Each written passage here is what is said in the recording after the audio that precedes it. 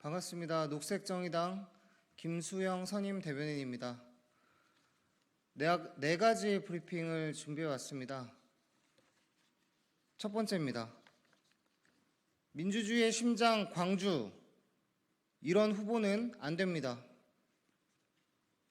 양당 후보들의 면면이 놀라운 가운데 단연 주목되는 지역구 후보가 있습니다.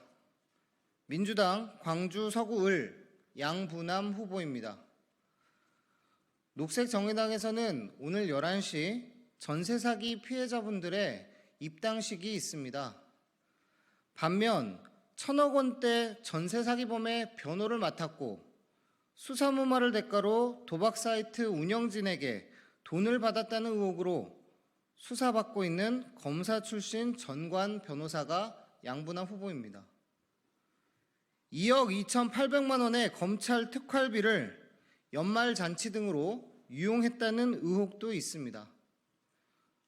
오늘 또 추가 소식을 전해드립니다. 양 후보자가 코인 사기 피의자로부터 불구속을 대가로 1억 원 수임료 외에 7천만 원의 성공보수를 받았다는 것입니다. 심지어 그 피의자는 후보자 본인이 검사장으로 재직하던 당시 직접 수사해 사기 피의자로 만났던 인연이 있는 사이입니다. 광주지검장을 지낸 사람이 변호사가 된 뒤 해당 지검에서 수사 중인 피의자에게 불구속을 조건으로 수천만 원의 성공보수를 약정합니다. 해당 피의자는 불구속되었고 변호사에게 수천만 원을 건네주었습니다. 2015년 대법원 판결은 다음과 같이 말합니다. 피의자에 대한 수사와 형사재판의 결과를 금전적 대가에 결부시키는 행위는 변호사 직무의 공공성을 저해한다. 의뢰인과 일반 국민의 사법제도에 대한 신뢰를 현저히 떨어뜨릴 위험이 있다. 형사사건의 성공보수는 선량한 풍속, 기타 사회질서에 위배된다. 그래서 무효다. 라는 것입니다. 2015년 이후로 다수의 변호사들은 형사사건 성공보수의 문제점에 공감하고 성공보수 약정을 하지 않고 있습니다. 공직자를 하겠다는 사람이, 국회의원이 되겠다는 사람이 평범한 변호사들도 하지 않는 불량한 풍속을 당당히 이어가며 거금을 벌고 있습니다. 성공보수 수삼는 기자의 질문에 양 후보는 모든 과정에서 문제될 것이 없다 라고 답했습니다. 부정한 전관 예우를 최대한 누리려는 후보, 반성도 성찰도 없는 후보, 민주주의의 심장 광주에서 이런 후보는 안 됩니다. 두 번째입니다. 윤석열 대통령 제주 4.3 추념식 또 불참, 사유를 분명히 밝히십시오. 윤석열 대통령이 제주 4.3 추념식에 불참할 것이라는 보도가 나왔습니다. 작년에 이어 두 번째입니다. 설마 총선도 있는 올해는 가겠지 싶었지만 굳이 또 불참한다는 것입니다. 의아하지 않을 수 없습니다. 윤석열 대통령은 작년에도 4.3 추념식 당일 프로야구 개막전에 참석해 시구나하고 있었고 대신 참석한 한덕수 총리는 추도사에서 제주의 첨단 기업을 유치하겠다는 등 무례한 소리를 늘어놓으며 일부러 저러는 것이 아니냐라는 말까지 나왔습니다. 5.18과 마찬가지로 4.3에 대해서도 극우단체 왜곡과 폄훼가 끊이지 않는 상황에서 대통령의 메시지를 기대하던 제주도민들의 실망감과 배신감을 감히 헤아리기가 어렵습니다.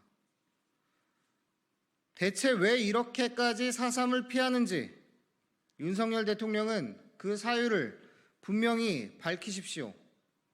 또다시 작년처럼 얼버무리고 다른 일정에 참석한다면 그건 예의가 아니라 조롱입니다. 정말 불가피한 사정이 있는지 아니면 극우적 신념에 의한 회피인지, 그것도 아니면 천공의 명이라도 되는 것인지 제주도민과 국민은 대통령의 해명을 들을 권리가 있습니다. 참석이 불투명하다는 국민의힘 지도부도 문제입니다. 총선이 중요하다는 이유로 가서 얻을 게 있는지 재고 있는 것은 아닌지 심히 우려스럽습니다. 제주 4.3은 결코 잊어서는 안 될 현대사의 비극입니다. 대한민국의 대표 얼굴들이 참석을 망설일 이유가 없습니다. 4.3 영령을 위로하고 제주도민의 상처를 보듬는 길에 녹색정의당은 항상 함께할 것입니다. 세 번째입니다. 눈물겨운 정부, 여당, 서울시의 부동산 띄우기, 명백한 선거 개입. 서울시가 재개발, 재건축 2대 사업 지원 방안을 발표했습니다. 한마디로 표현하자면 할 수 있는 규제 해제는 전부 해보자는 사업성 영끌 방안입니다. 윤석열 대통령의 민생 토론회를 통한 개발 정책 살포, 한동훈 위원장의 급조된 서울 개발론에 이어 오세훈 시장까지 총선용 개발파리 대열에 합류하고 나선 것입니다. 이런 정책을 총선 2주 남기고 발표한다는 것은 부동산 투기 세력을 동원하는 선거 투기 행위입니다. 녹색정의당의 거듭된 형사고발에도 불구하고 불법 선거운동을 참 당당하게 하십니다. 최소한의 양심은 챙기시길 바랍니다. 더욱 중요한 문제는 이번 재개발, 재건축 방안이 대단히 위험하다는 점입니다. 이런 무지막지한 규제 파괴 정책은 결국 투기 심리를 자극하고 주택시장의 불안정을 가중시킬 뿐입니다. 특히 부동산 경기가 좋지 않은 시기를 지나 금리 인하 등 호재가 작동하기 시작하면 걷잡을 수 없는 투기 광풍에 땔감 노릇을 하게 될 것입니다. 서울시에 부족한 건 공공임대주택 등 서민과 주거취약계층을 위한 사업입니다. 오히려 지금처럼 부동산 경기가 어려울 때 LH와 SH 등 공공이 나서서 주택을 매입하고 값싼 공공주택을 늘리는 것이 주거복지와 부동산 경기 안정화를 동시에 꾀할 수 있는 방법입니다. 윤석열 정부와 국민의힘, 서울시는 모두 국민을 섬기는 기관입니다. 불법적인 선거 개입과 투기 조장을 멈추십시오. 정직하게 일하는 국민을 위해 무엇을 할 것인지 성실하게 고민하고 실행하는 것이 선거에 승리하는 길일 것입니다. 녹색정의당은 땀을 배신하고 투기를 조장하는 윤석열 정권을 정의롭게 심판하기 위해 최선을 다하겠습니다. 마지막입니다. 한동훈 위원장 부가세 인하한 무책임한 매표 행위입니다. 한동훈 위원장이 유세 첫날 고물가를 해소하겠다며 생필품 부가가치세를 한시적으로 절반으로 감면하겠다 주장했습니다. 다른 누구도 아닌 한동훈 위원장이 직접 고안했다는 보도도 나왔습니다. 유세 중에 욕설까지 튀어나올 정도로 급박한 건 알겠지만 정말 무책임의 극치라고 하지 않을 수 없습니다. 막 던지는 것도 정도가 있습니다.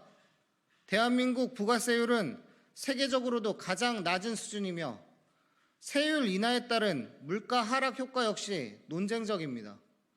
4년 전 코로나 팬데믹 당시 유럽 주요 국가에서 소비 진작을 위해 부가세를 인하를 단행할 때에도 대한민국은 버텼습니다.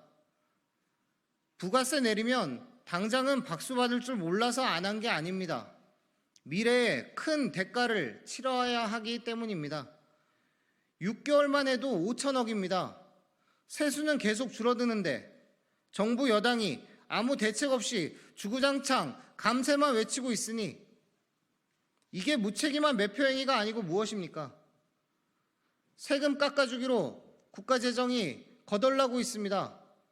가난한 이들의 복지는 어떻게 되겠습니까? 더 황당한 점은 대통령실은 물론이고 그간 부가세 인하에 부정적이었던 기재부까지 종합적으로 검토하겠다라며 화답하고 나선 것입니다. 관권 선거도 아주 대놓고 하겠다는 식입니다.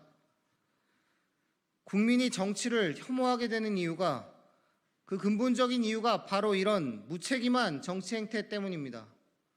녹색정의당은 무책임한 감세 정책과 관권 선거, 매표 포퓰리즘 이 모두에 결연히 반대합니다.